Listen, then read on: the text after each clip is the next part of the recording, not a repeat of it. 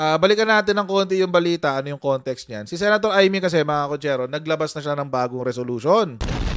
Oo, nung isang araw, naglabas siya ng resolution para imbestigahan yung CIA operation daw na ginawa tungkol dyan sa ano bang gamot yun? Sa Sinovac. Oh. Gusto niya imbestigahan kung bakit siniraan daw ng Amerika ang China. Anong pakiho natin doon? I mean, seriously, Senator Amy, are you still thinking about the interest of the Filipinos? Kasi sasabihin nila, ang dami kasing Pilipinong namatay sa pandemic. Okay, so bakit hindi mo imbestigahan kung bakit maraming Pilipinong namatay nung pandemic? Diba? Ba't mo iimbestigahan kung paano nagkaroon ng quote-unquote influence operations ang US sa Pilipinas para siraan ng China? What the heck? Ano tayo? Tuta ng China? PR ba tayo ng China? PR nila tayo? Parang hindi ko yata alam yun. Or kung gusto nyo talaga imbestigahan yan, why not investigate yung influence operations ng US and China sa Pilipinas? Yun pwede yun. Imbestigahan nyo kung paano ini-impluwensyahan, kung paano ginagamit ang social media ng Amerikano at ng Chino. Pareho sila because alam nyo mga kotsero, sa totoo lang, pareho silang gumagawa ng influence operations. Pareho silang gumagawa. So bakit ang iimbestigahan natin yung influence operations ng Amerika sa China at paano ginamit ang Pilipinas? That's so weird. So ano, pinagtatanggol natin si China? Game, mag-sendwave muna tayo guys. So bago tayo magpatuloy sa ating next topic, mag-shoutout muna tayo kay Sendwave. Ayan. So kayo ay nasa US, UK, Canada, Italy, France, Spain, Ireland, and Belgium. Ay pwede na kayo magpadala ng inyong mga remittances sa Pilipinas gamit po ang Sendwave. At gagawin nyo lang ay download ng Sendwave app. Lagay nyo yung bank account details nyo dyan. At pwede na kayo magpadala sa GCash, Cash Pickup at iba't ibang mga bangko sa Pilipinas. At kapag ginamit nyo pa kayong promo code na Coach Jarrett, ayan, nakasulat nyo sa baba, ay makakuha pa kayo ng karagdagang $20 free credit. Kaya gamitan na si Sendwave for all of your remittance needs. Okay. Ngayon, may bagong gustong imbestigahan tong si Senator Amy sa Senado. West Philippine Sea. Amy calls for Senate probe into the Ayungin incident. Yan ang gusto niya imbestigahan ngayon. Ano ba yung nangyari dyan sa Ayungin na yan? Bakit may gulo? Okay? So, panoorin natin yung balita tungkol dyan. Kailangan siguro alamin kung ano talaga ang nangyari, kung talagang nagkaroon ng sagupaan at talagang inapi yung mga Pilipino. Nakita naman natin, nasaktan. Kaya't alamin natin para hindi na maulit. Gusto ro niyang alamin kung paano, kung totoo bang nasaktan ng mga Pilipino. Baka hindi niyo pa po nakikita yung putol na daliri. Baka gusto niyong kausapin yung atin pong sundalo na naputulan ng daliri. Baka hindi niya pa po nakikita yung yung video. Oo. I suggest, pakipanood po yung video. So disappointed with Senator Amy. Seriously, I'm so disappointed with Senator Amy. Naghain na ng resolusyon si Senator Amy Marcos para maimbestigahan sa Senado ang agresibong aksyon ng China Coast Guard laban sa mga tauhan ng Philippine Navy sa Ayungin Shoal noong June 17. Ayon sa mambabatas na siyang chairperson ng Senate Committee on Foreign Relations, dapat mabusisi ang nangyaring insidente upang matukoy kung paano mas mapoprotektahan ng gobyerno ang mga Pilipino tuwing may rotation at resupply mission sa lugar. Bukod dito, dapat ding matukoy kung ano ang mga dapat baguhin sa kasalukuyang estratehiya ng gobyerno ng Pilipinas upang mas epektibo at ligtas na maigiit ang sovereign rights ng bansa. Sa lahat ng ayokong mangyari, magkaroon ng engkwentro, ng karahasan, ng gulo, ng digmaan dito sa ating bansa. Nakakatakot na itong init. The escalating tensions in the West Philippine Sea as well as the Taiwan Straits are very troubling, and I'm deeply concerned that this could result in more and more violent incidents in the near future. We should exercise all caution. We want a full briefing. Kung kinakailangan ng executive session, handa kami. Humihiling naman sa Senate President Francis Cheese Escudero ng isang pulong mula sa Department of Foreign Affairs kasabay ng panawagan na magkaroon na ng mas komprehensibong strategiya bukod sa paghahain ng diplomatic protests.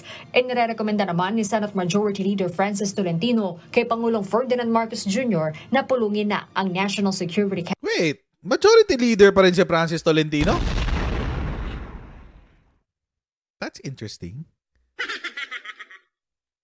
Majority Leader pa rin pala si Francis Tolentino. Pero, balikan lang natin sinabi ni Senator Amy. Gusto kong balikan yung sinabi niya na nababahala daw siya dahil Ang ayokong mangyari, magkaroon ng engkwentro ng gobyerno ng Pilipinas upang mas epektibo at ligtas na maigiit ang sovereign rights ng bansa. Sa lahat ng ayokong mangyari, magkaroon ng engkwentro, ng karahasan, ng gulo, ng digmaan dito sa ating bansa. Nakakatakot na itong. Alam niyo mga kotsero, yan ang palaging default response ng mga supporters ni Duterte. Yung enkwentro, sige, walang problema. I mean, we should all try to de-escalate the situation. Walang problema doon. Walang problema sa akin doon yung pagdi-de-escalate. Pero wag na natin daanin sa pananakot. Ba't nyo pa tinatakot? Hindi magkakaroon ng gera sa Pilipinas. Maniwala kayo. Not anytime soon. Not anytime soon. Bago mangyari yan, sisiguruhin muna ni China na meron siyang panalo. But, even if sabihin na natin na ginawa natin lahat ng good faith acts na pwede natin gawin, di ba? Do you think that China will stop? Do you think China will stop? No, they won't. Hindi tigilan China. So, regardless of what we do, alam niyo mga kotsero, ito mga katulad ni Senator Amy, hindi ko alam kung na-contact na ba to ng United Front United Front Workers. Siguro, hindi ko alam. I'm not sure. Pero pinaparot lang nila yung pinaparot lang nila yung China narrative. And that's a China narrative. To intimidate the Philippines na maging submissive sa kanila. Yun yung China narrative. So sa akin, walang problema yung diplomasya. I mean, let's do it diplomatically. Okay yun. Walang problema doon. Let's negotiate with China. Walang problema din doon. Okay lang yun. But again, binanggit ko na to kahapon. You don't negotiate from a position of weakness. You don't negotiate from a position of weakness. Yung talo ka at wala kang mai-offer. Parang ganito yan. Bigyan ko kayo ng example. Halimbawa, bibili kayo ng sasakyan. Second hand sasakyan. Tapos, pinuntahan mo yung buyer. Tapos, sinabi sa yung presyo. Boss, presyo ko nasa 1M. Sabihin mo, how do you negotiate? Wala kang 1M. So, pero meron kang, let's say, 700,000. Halimbawa lang. Meron kang 700,000. Obviously, talo ka. Kasi wala kang 1M eh. Yung presyo niya 1M. So, how will you negotiate now? Ganito. Ang negotiation mo, ganito. Kuya, meron ako ngayon ditong 700,000. Cash. Bibigay ko sa iyo ngayon. Tapusin natin transaction today. Kasi hindi ka sure kung bukas meron kang 700,000. Diba? Wala siyang 700,000 ngayon kaya nga binibenta yung sasakyan eh. Wala siya nun ngayon eh. Pero, hindi ka sure kung mabibenta mo yan bukas. Or the following day. Or next month. Or next year, for that matter. Hirap kaya magbenta ng second hand na sasakyan ngayon. So when you negotiate, you position yourself from a position of strength. Meron ka 700,000 ngayon, bigyan mo sa akin kotse mo. Ganun. Yun yung ibig kong sabihin na you negotiate from a position of strength. Ngayon, wala tayo nun.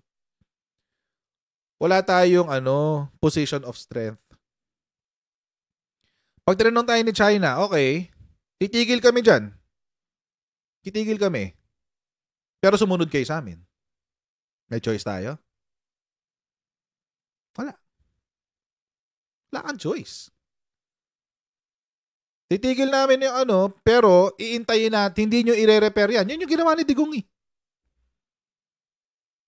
Papayag ako, sige, mag-resupply kayo dyan. Pero hindi nyo yun ire-repair hanggang masira. Which is exactly what they want.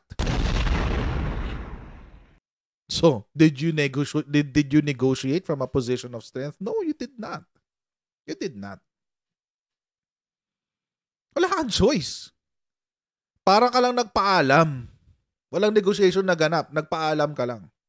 So what do you do? How do you negotiate from a position of strength? Mamaya. Actually, merong nag-echo nung sinabi ko kahapon. Sinabi ko na to kahapon eh. Sabi ko kahapon, dapat minamaximize na natin yung partnerships natin with other countries. I'm just giving you that scenario. So, it's the most likely scenario. Kung ano yung nangyari sa panahon ni Digong, uulit lang siya for the next 4 years. Yun lang ang mangyayari dyan. Kapag ngayon tayo lalapit. So, the escalating tensions in the West Philippine Sea as well as the Taiwan Straits are very troubling, and I'm deeply concerned that this could result in more and more violent incidents. That's exactly what they want. Future. Yan ang gusto nila. Yan ang gusto ng China. Yung may mga magsasalita na katulad ni Senator Amy na tatakutin ng Pilipino. Tapos yung mga Pilipino sasabihin sa gobyerno, hoy, sumunod na lang kasi kayo sa China. That's exactly what they want. They won the war without firing a single bullet. Yan yung strategy nila ngayon eh. That's the strategy. Sinabi ko na sa inyo yan eh. Nung nakaraan. Diba pinakita ko na sa inyo yan nung nakaraan? Yan yung goal ng kanilang gray zone tactics. Exercise all caution. We want a full briefing. Kung kinakailangan ng executive session, handa kami. Humihiling naman sa Senate President Francis Cheese Escudero ng isang pulong mula sa Department of Foreign Affairs kasabay ng panawagan na magkaroon na ng mas komprehensibong strategiya bukod sa paghahain ng diplomatic protests. Inirekomenda naman ni Senate Majority Leader Francis Tolentino kay Pangulong Ferdinand Marcos Jr. na pulungin na ang National Security Council o NSC para maglabas na ng iisang tugon sa lumalalang tensyon sa West Philippine Sea. Para sa mambabatas, dapat ding imbitahan sa pulong ang mga dating presidente ng bansa. Kasi yan, may kakalasan. Wala na yung isa-isang tabi natin yung mga political consideration siguro. Ang mananayin dito, ang mangingibaw dito, yung dapat maging appropriate response at yung pangangailangan ng bansa. So, Police President Harap can be invited kahit Zoom or what. Kailangan na rin anyang mapag-aralan ng NSC kung maituturing na bang armed attack ang nangyari noong June 17 batay sa nakasaad sa 1951 Mutual Defense Treaty o MDT. Yung footages na nakikita nyo, bagamat putol-putol, makikita nyo na coordinated naman, tinaligiran, ginamitan ng bato, ginamitan ng itak, ginamitan ng palakol, ginamitan ng laseta. So, ito na ba yung uri ng armed attack na magtitrigger ng MDT? So, we have to gather all the information first kung ito na yon. It's not. Hindi pa yun yung maski yung mga security experts yan yung sinasabi. It has to be, pag sinabing armed attack, baril. As in, armas talaga. Armas talaga. Hindi pa hindi pa kasama. It's part of their gray zone tactics. Parte pa yan ng gray zone tactics. So, no, it's not eh. Sinabi na ng iba't ibang security experts yan eh. So, sang-ayon naman si dating Foreign Affairs Secretary na si Senator Alan Peter Cayetano sa suhestyon ni Senator Tolentino, ngunit mas mainam anya kung maliit na grupo na lamang ang pulong kasama ang mga dating Pangulo. Sometimes the President knows much more than we do. So minsan mahirap mag-judge sa mga actions kasi may mga briefing siya na hindi natin alam. If you're asking me, am I concerned? And I hope that there will be a high-level mini NSC, mini National Security Council talk na walang politika. Minsan kasi yung approach natin, napapasok din yung politika. But ang West Philippine Sea dapat walang politika, dapat united tayo dyan. Tanongin niyo si Digong. Tanongin niyo si Digonggong kasi siya yung namumulitika dyan sa West Philippine Sea. But anyway, going back, since ngayon ka lang uli nagsalita, Senator Alan Peter Cayetano, di ba kayo yung nakipag-secret agreement?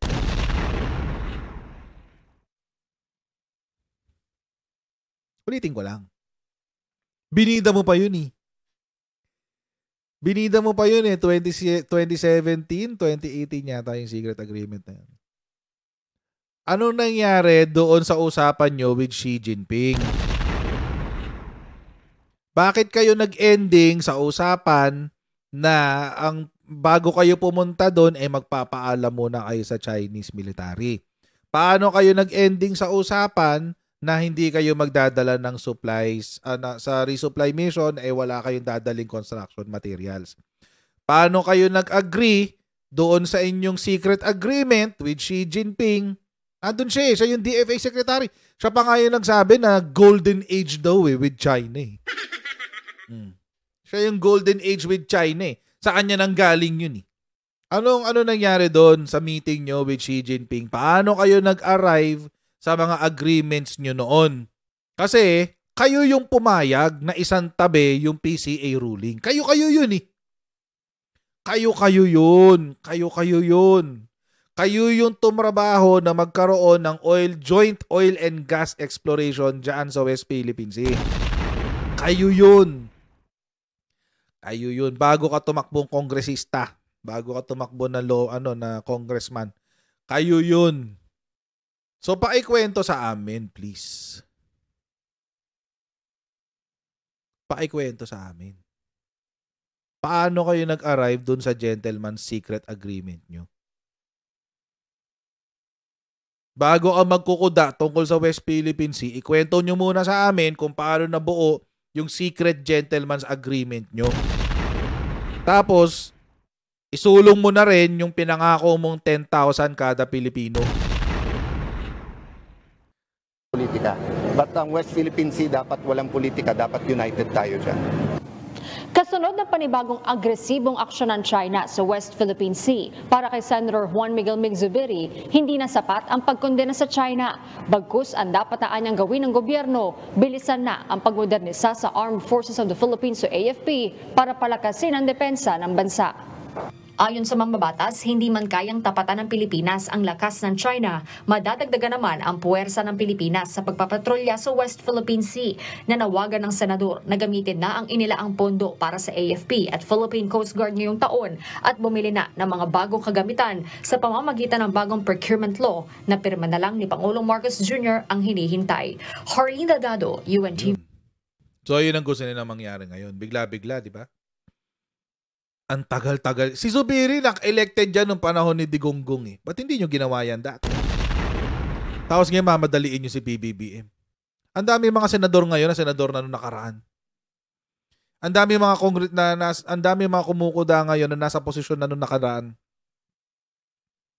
Pero anong ginawa? Wala. Ngayon, ang gusto nyo, pag mamadaliin nyo ngayon yung presidente, pirmahan mo na to, pirmahan mo na kasi kailangan na ng ganito, etc. Bakit hindi nyo noon ginawa yan? 2021, mga kotsero. Sabihin natin, 2021. Sakto yun, pandemic. Sakto yun eh. That could have been the perfect time to procure, to buy materials. Sasabihin ng mga Duterte Balaura supporters, meron kayang Horizon 2, ganyan.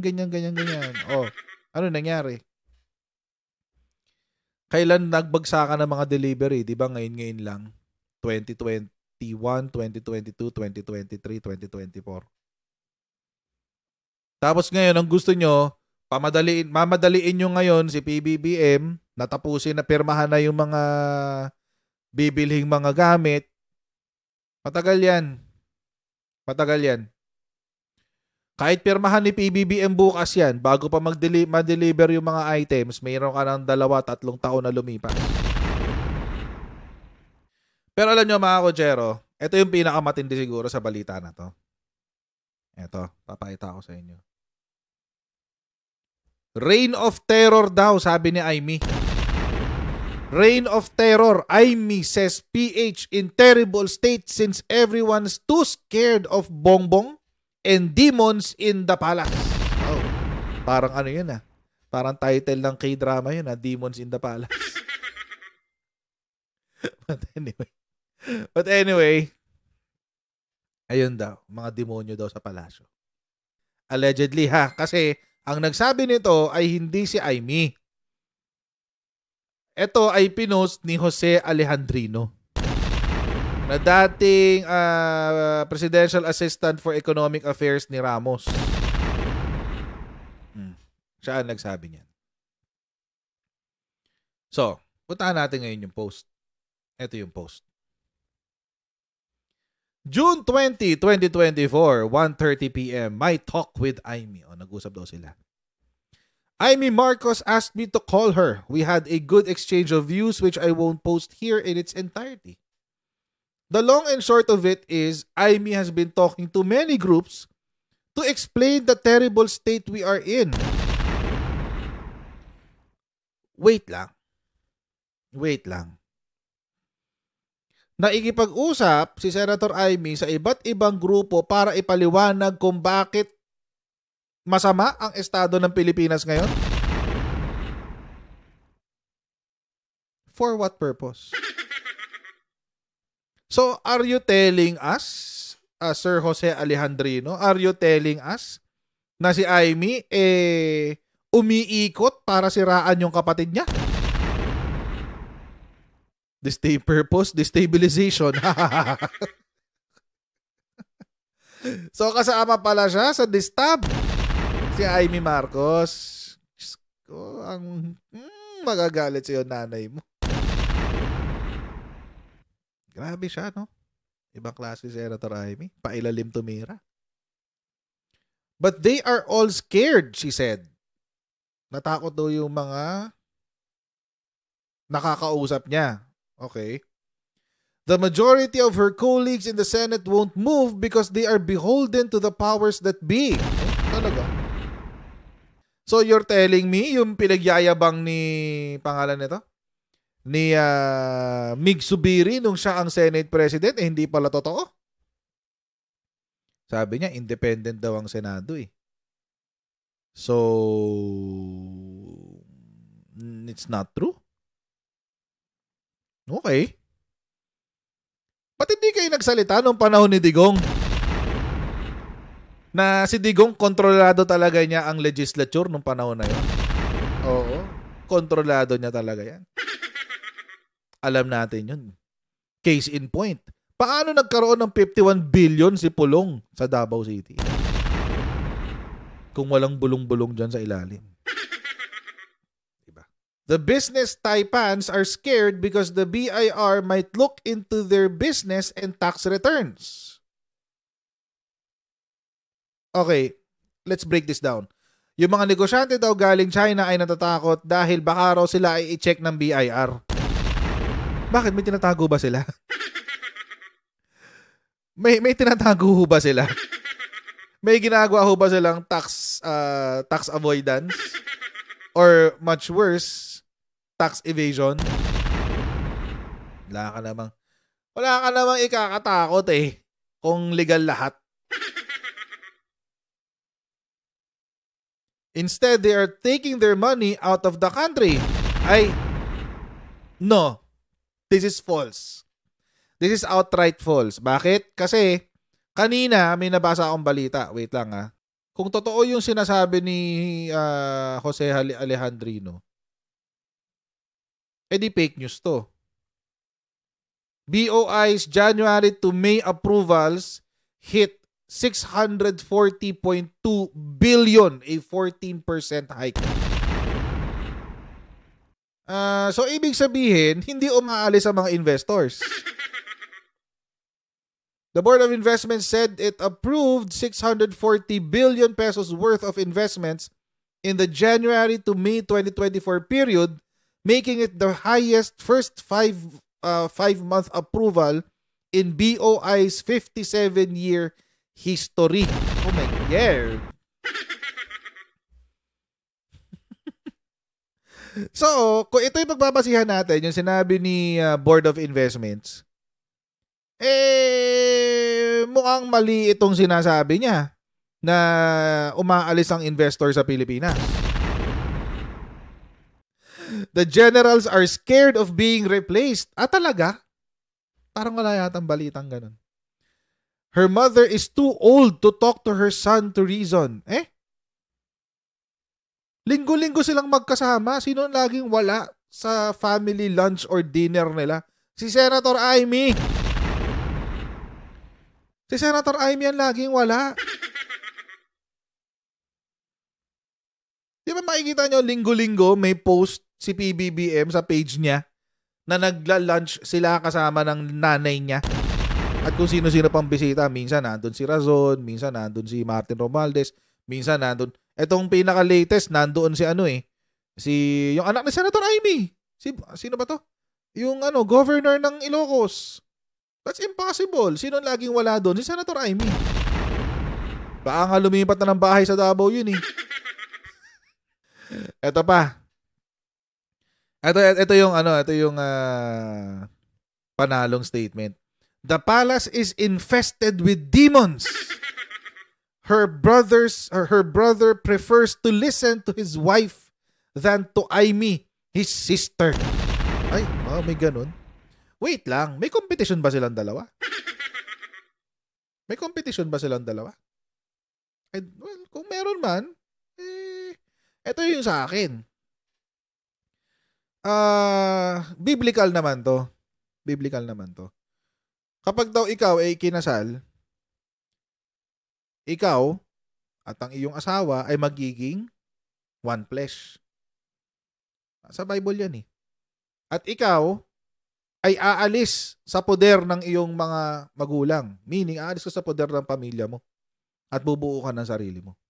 Ngayon, mga kotsero, kung pagbabasihan natin yung ganong klaseng turo sa atin ng simbahan, kanino maikinig dapat si PBBM? Natural, sa asawa niya. Diba? Maikinig sa asawa mo kasi nga, mag-asawa na kayo eh. Pero sinasabi ko ba na dapat hindi ka na makinig sa pamilya mo? Hindi rin. Ang sinasabi ko lang, walang masama dito. Kung maikinig man si PBBM sa asawa niya, walang masama dun. Ang tanong, nakikipag-usap pa ba kasi si Amy sa kapatid niya? Wag na natin pag-usapan yung inggit. It's beyond the point. The point, what's important is this. Ang dami palang kuda, ang dami palang reklamo ni Amy, nag-uusap pa ba sila ng kapatid niya? Siya ba, nagre-reach out sa kapatid niya? This is beyond the point eh. Kung ano yung relasyon nila bilang mag-asawa or pamilya, wala tayong paki doon. Hindi na natin dapat pinapakailaman yun. Hindi dapat natin pinapakailaman yun. Wala tayong paki doon. Usapan nila yan eh. Usapan nila yan. Bahala sila doon. Sila yung magkakapamilya. Pag-usapan natin, yung sinasabi nga, kung totoong yung mga general ay takot, nag-aalisan mga negosyante, etc. Yun ang pag-usapan natin. Pero yung nangyayari sa pamilya nila, hayaan nyo na yun. Huwag na natin pakialaman yun. Pamilya nila yan eh. Hindi dapat natin pinapakialaman yan. Bahala sila sa buhay nila. Tuloy natin. Amy is afraid an incident in the West Philippine Sea will bring us to open war with China. Yun ang sinabi niya kanina, di ba, sa isang interview. She agrees with me the Spratlys is outside the coverage of the Philippine-US Mutual Defense Treaty. That's debatable. Debatable yan. Kasi, mga kotsero, ang argumento kasing kadalasan sinasabi ng mga Duterte Balahura supporters dyan ay hindi naman parte ng teritoryo natin yung West Philippine Sea. That's not part of our territory. It's only an exclusive economic zone. Oo. Exclusive, hindi yan parte ng ating teritoryo. I beg to disagree. I would agree lang doon sa punto na it is not part of our it's not part of our territorial waters. Kasi hanggang 12 nautical miles lang yun. Hindi rin yan part ng ating internal waters kasi internal waters yung nagko-connecta between the islands of the Philippines. Yun yung internal waters. Ngayon, ano siya? Exclusive economic zone. Ano ba ang basis ng exclusive economic zone? UNCLOS. Sa UNCLOS, mga kutsero, sa UNCLOS, Article 55, if I'm not mistaken, dinefine sa exclusive economic zone, mga kutsero, na the coastal state can exercise jurisdiction over the resources of the exclusive economic zone. Wala tayo yung jurisdiction sa tubig kasi tubig yan, walang nagmamay-ari ng tubig except for territorial waters. Pero may jurisdiction tayo dun sa resources. Ngayon, how do we protect the resources? Di mo protect the waters. Ganun lang naman kasimple yun eh. So, ano ibig sabihin ng jurisdiction? Jurisdiction is the authority or the power to exercise your rights or to implement your laws. May jurisdiction tayo dun eh. Yun yung nakasulat sa ano eh. Yun yung nakasulat dun sa UNCLOS eh. Anong gagawin natin? Pabayaan lang natin yun. I-relinquish natin yung ating sovereign rights. So, sinabi na ito. Sabi pa niya, what can we do? Aimee asked me. Please let me know if you have an idea, she said. Aimee is devastated. Inday left the government. Her son, the governor of Ilocos Norte, is stressed that the thought of his province being devastated by Chinese hypersonic missiles. Aimee does not believe China will invade the Philippines. She agrees with me. China has a cheaper way of destroying our country by aerospace war. Ano ba? Parang ang weird, no? Tapos ang ending nila lagi puro gera. It won't happen. Not anytime soon. Not anytime soon. Bakit? Kasi kung gagawin na nila yan, di sana inoccupy na nila yung Taiwan. They know they can't. They can't. They cannot occupy Taiwan. Kasi pag ginawa nila yun, durog sila. Sure yun. Sure yun. So, anong ginagawa ngayon ng China? Ginagamit yung mga politiko, tulad ni Aimee, para takutin ang mga Pilipino. That's about it. Will war happen? Probably. Not anytime soon. Ang concern talaga dito, mga kutsero, is how do we protect? Kasi lagi nilang dinadala sa usapin ng gera eh. It won't happen. Sorry, I mean, even if you argue na it will, I won't believe it. Mangyayari yun pag ready na silang i-occupy yung Taiwan. Which is not in the next few years. Lalo na ngayon, bagsak ekonomiya ng China. Kaya nga nandiligaw sila ulit eh. Alam nyo gaano ka-ipokrito ang China? Naniligaw sila ng investors ng Amerika pero at the same time, sinisiraan nila yung gobyerno ng Amerika. Ano sila, guys? Sindikato nga. Medyo ito yun eh. Infested with demons eh. Ganyan sila. Ganyan yung mga DDS eh. Ganyan yung mga DDS. They will always project themselves as the righteous people. Parang ganun. Kami lang yung mabait, kami lang yung matatalino, kami lang yung maaayos. Pag hindi kayo kasama namin, kayo yung mga bobo, kayo yung mga tanga, kayo yung mga inutil, kayo yung mga walang pagmamahal sa bansa, etc. etc. Naalala ko nung sa SMNI hearings dati, nung sinopla nung isang congressman si Dr. Abadoy, sabi niya, huwag mong sarilihin ang pagmamahal sa bansa. Oo, hindi lang ikaw ang nagmamahal sa bansa, lahat tayo nagmamahal sa bansa.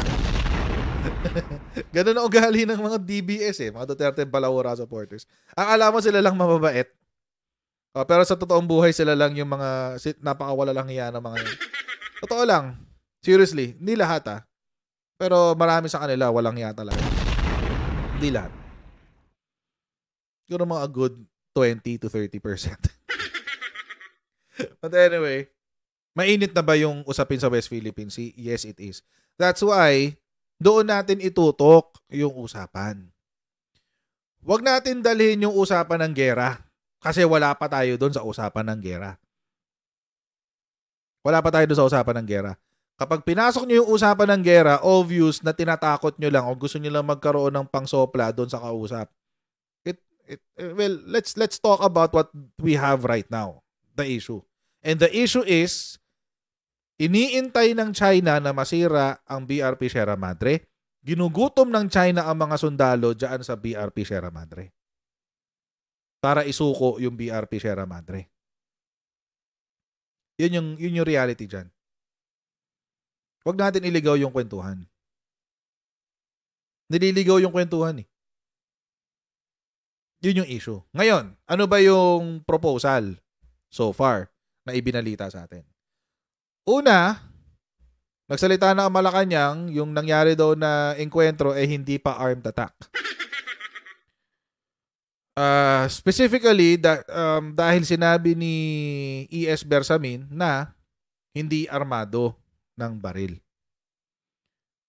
Hindi raw nila ma-consider yung bolo, axe, and everything as an armed attack. So, at least that is settled. Dahil hindi siya armed attack, ang resulta is walang mutual defense treaty. Wala. Ano yung kanilang solusyon? Ito yung kanilang solusyon. Paparinig ko sa inyo. Hindi ko rin to naipasok kasi mabilisan eh. I-forward ko na lang kasi mahaba introduction dito ni E.S. Bersamin. With the mandates specified in executive only concern our defense and foreign affairs institutions. They also affect different sectors such as agriculture, fisheries, environment, energy, local governance, transportation, and justice. Therefore, managing our maritime concerns requires effective cooperation among various government agencies. I hope that the National Maritime Council reflects this reality. The Council recognizes a peaceful, stable, and prosperous West Philippine Sea and South China Sea. Walang sound? This is still a distant reality. Ba't walang sound? As a result of the meeting today, the Council agreed on policy recommendations for the President's consideration. Among these recommendations is the announcement of the rotation and reprovision missions to the BRP Sierra Madre in Ayungin Shoal, which shall remain routinary and will be scheduled regularly. Security challenges remain in our waters beyond the West Philippine Sea. Let us continue to anchor our policies and strategies on promoting the national interests of our maritime and archipelagic country. Maraming salamat. The strategy ngayon, mga kotsero, is to announce the delivery of supplies. Iba yung strategy. Iba yung strategy ngayon. Bago ang strategy, mga kotsero. This is, ako nung una parang inisip ko, bakit? So, akala ko ba hindi natin kailangan magpaalam? Di ba yun ang sinasabi? Hindi natin kailangan magpaalam sa China eh. Ganyan. So, kapag nag-announce ka, o di parang pinaalam mo na rin sa China kung kailan ka magsusupply. Pero, mga kotsero, this is a good strategy. Bakit? Ito kasi, madidisarmahan mo yung propaganda ng China. It's a good tactic. Why? Ang drama kasi palagi ni China, hindi nagpapaalam sa kanila. Kaya kinuhuli, kaya hinaharas, etc. Yung kasi lagi nilang sinasabi.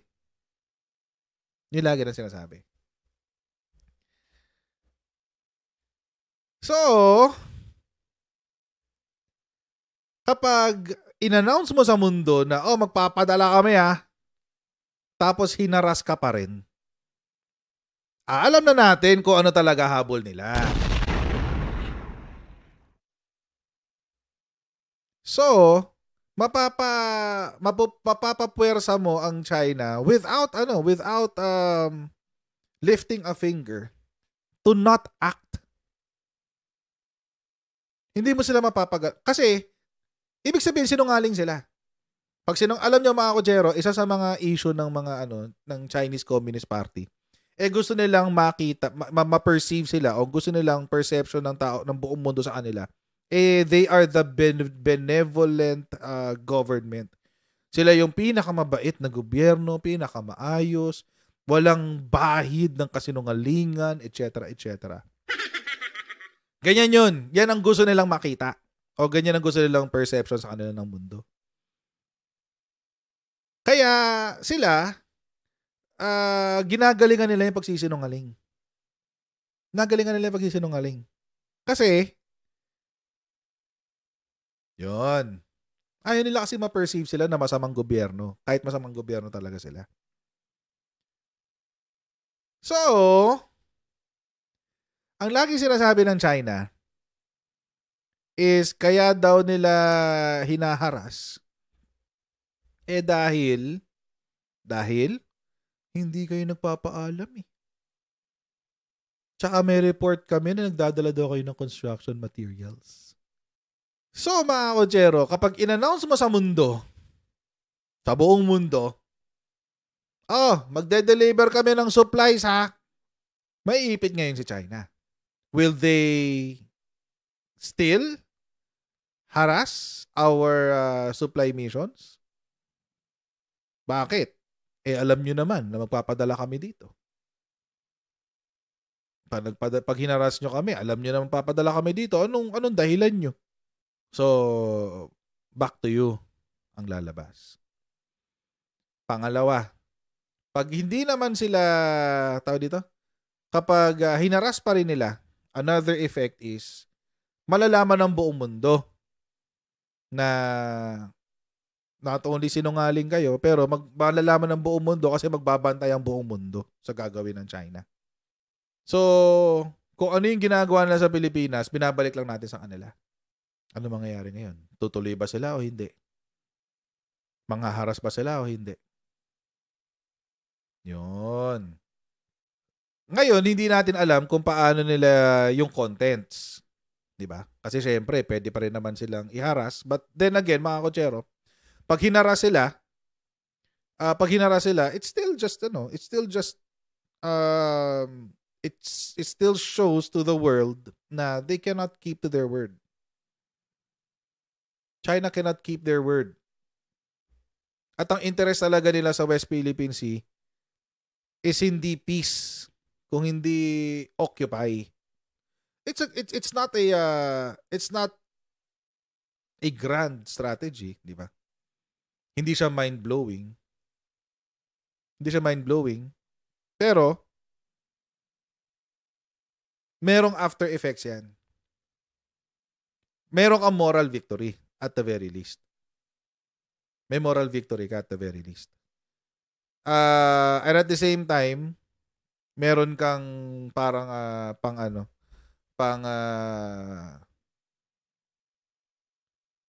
I don't want to call it hostage kasi hindi yun eh.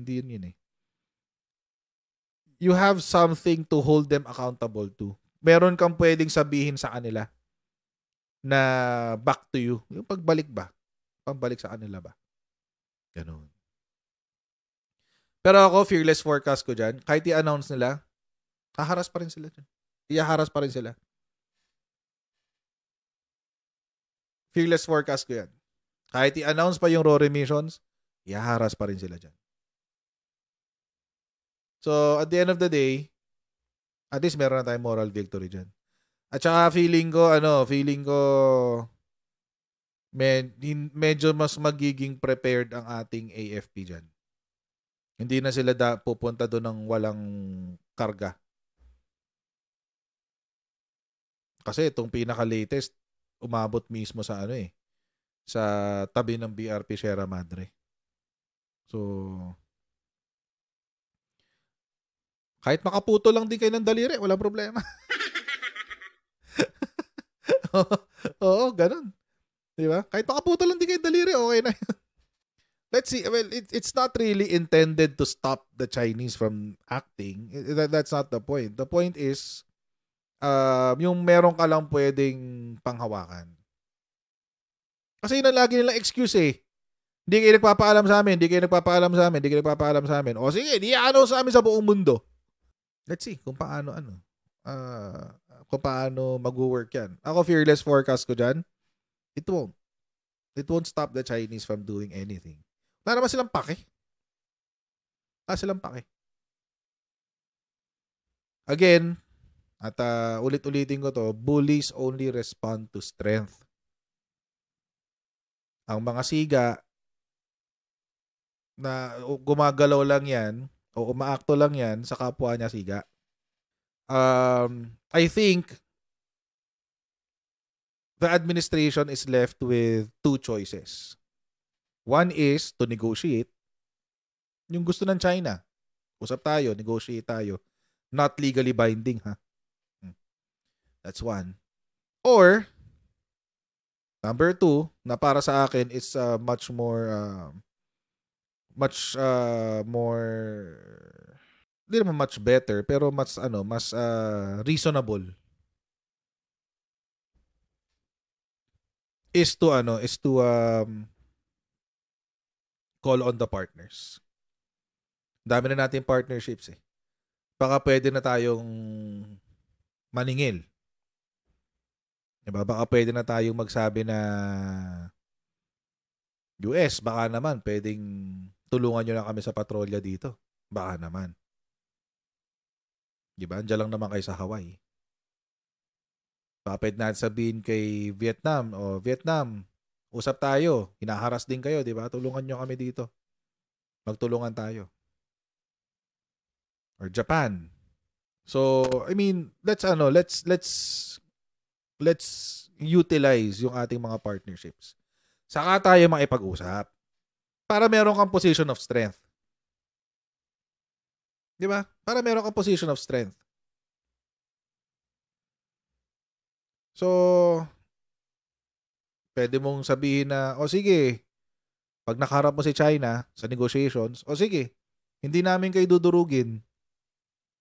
Pero palalakasin namin yung BRP Sierra Madre. Ganun. Pag sinabi niyo, bakit? Kaya nyo ba? Kaya nyo ba kaming durugin? Well, may mga partnerships kami. Andiyan rest back namin. So, sana ganun. Sana ganun yung mangyari. Sana.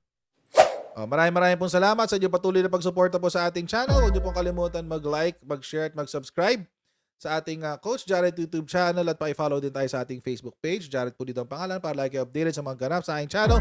And I'll see all of you in our next live stream. God bless everyone. See you next time, guys. Bye!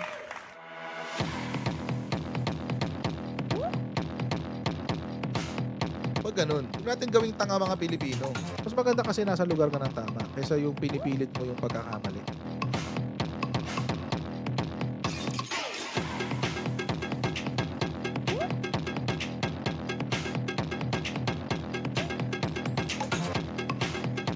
Are they willing to go that far? Hindi makakalimutan ng Pilipino yan hanggat di nasasagot niya.